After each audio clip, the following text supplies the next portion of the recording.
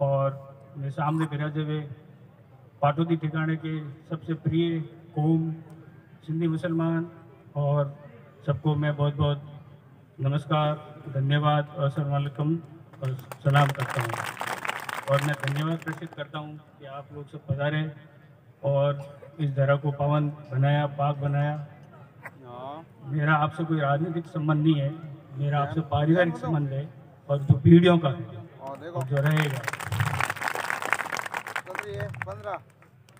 जैसे कि कौमी एकता की बात चल रही है और कौमी एकता का मंच है, तो अपने इसी पाटोदी क्षेत्र में बहुत ही खूबसूरत कई उदाहरण रियासतकालीन समय से लगाकर आज दिन तक है, जो कौमी एकता को एक उदाहरण पेश करता है दुनिया के सामने। ये जाजम जो हमारी है ये कौमी एकता की है, लेकिन जो हमारे यहाँ पे है वो उदाहरण ऐसे पेश है कि मैं आपको रियासतकालीन समय का बताता हूँ। जब जागीरें खत्म हो रही थी और पाटोदी का जो क्षेत्रफल काफी बड़ा था, 48 किलोमीटर क्षेत्रफल दायरा है इसका। यहाँ रेवाड़े की कांकड़ लगती थी, उधर चाबा काले थल की कांकड़ लगती थी। उसमें पाटोदी के अंदर ठाकुर जी का स्थान है, मंदिर है। उस मंदिर के निमित्त ठाकुर साहब केसर सिंह जी मेरे दादू साहब ने करीब 1100 बीघा जमीन मंदिर निमित्त उन्होंने समर्पित की थी। और ये देख के आपको ताजुब लगेगा, बड़ी खूबसूरत, ये बहुत खूबसूरत सहयोग की भी बात लगेगी कि जो हमारे कर से थे ठिकाने के वो ज़्यादातर सिंधी मुसलमान थे और प्रजापति, ये दो जो समाज थे वो हमारे कर से थे। जब हम 17वीं सदी से जोधपुर से बंड लेके आए थे राजा मालदेव के टाइम, तो पाटोदी बसाया था। उस टाइम हमारे साथ दो कौम आई थी, प्रजापत समाज और सिंधी समाज। और ये कर से निरंतर उसी समय से हमारे यहाँ काश्तकारी करते आ रहे थे इस जागीर में। और मस्से जो जामोद की पत्नी थी ठिकानी, रेवेन्यू कलेक्टर बोलते हैं जामोद मस्सा कौम में, तो ये लगभग 700-800 बीघा जमीन पर काश्त करते आ रहे थे। और जागीरें जब्त हुई तो राजा तो प्रजा उनके बेटा थी वे, तो ठाकुर साहब केसर सिंह साहब ने कहा कि थे खड़ो और जगह भी वे जगह हासिल थे ठाकुर जी मंदिर में पहुंचा दीजिए। तो तीजो बंट वे तो जो वे ठाकुर जी निमित्त पहुंचाओ था। और ये निरंतर चलता आ रहा था। 80 के दशक में 1983 में ठाकुर साहब केसर सिंह साहब का देहांत हो गया था और 6 महीने बाद मेरे पिताजी ठाकुर साहब गंगा सिंह साहब का भी देहांत हो गया था। तो 6 माह के अंतराल में असमझ की स्थिति पैदा हो गई और हासिल वो पीछे आना बंद हो गया। वे वो संगत नहीं आते थे, मर्यादा रखते थे पौड़ की। इस बीच ये लंबा अरसा चलता गया तो बीच में, और मैं इस खुले मंच पर कहना चाह रहा हूँ, बीच में करीब 2 साल पहले ये ऐसा कुछ चला था कि भाई ज़्यादा से ज़्यादा 700-800 बीघा पे मुस्लिम काबिज है, जिसमें सबसे बड़ा खसरा है काड़ा थल के अंदर, नवतला के अंदर। और वहाँ पे नरेगा के टाके बन चुके हैं, वहाँ बस्तियाँ बन चुकी, मतलब आप नहीं मानोगे 450 मस्सा परिवार बटे आज भी रह रही है। और ऐसा कुछ ना कुछ षड्यंत्र हुआ, एक कमेटी गठित की गई और उस कमेटी के तहत उनको बेदखल करने की बात चली।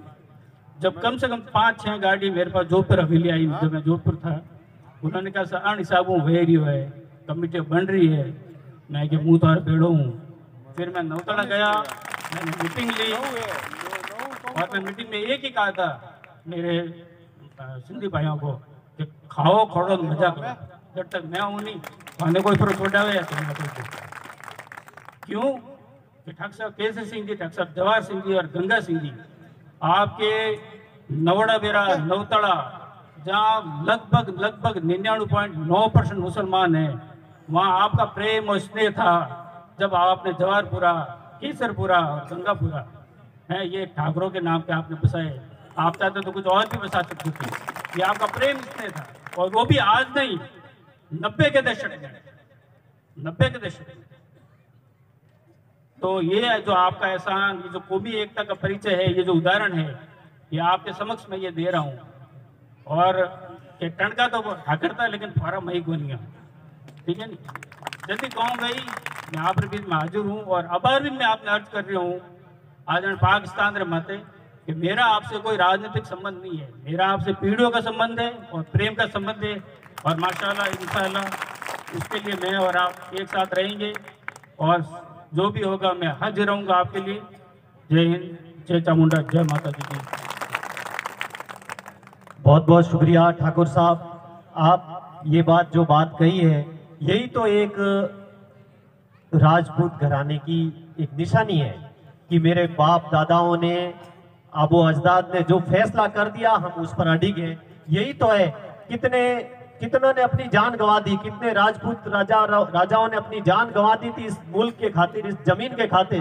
क्यों? क्योंकि उन्होंने बापो अजदाद की, आबो अजदाद की जमीन थी, इसलिए उन बचाने के लिए।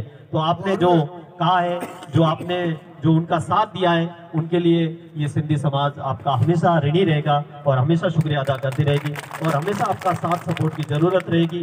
हम यही कहते हैं कि आपकी उम्र लंबी हो और हमारा साथ हमेशा बना रहे। और हमारी सरकार हुकूमत है, उनसे भी गुजारिश यही रहेगी कि हमारे बालाराम जी साहब बैठे हैं, असरफ अली जी साहब बैठे हैं जो कि आज हुकूमत में हैं, उनसे गुजारिश रहेगी कि इस तरीके के कुछ फैसले हो जो कि जनहित में हो, उनके लिए आप थोड़ी कोशिश करें, तो ताकि लोगों को, गरीब लोगों का फायदा हो सके। बहुत बहुत शुक्रिया।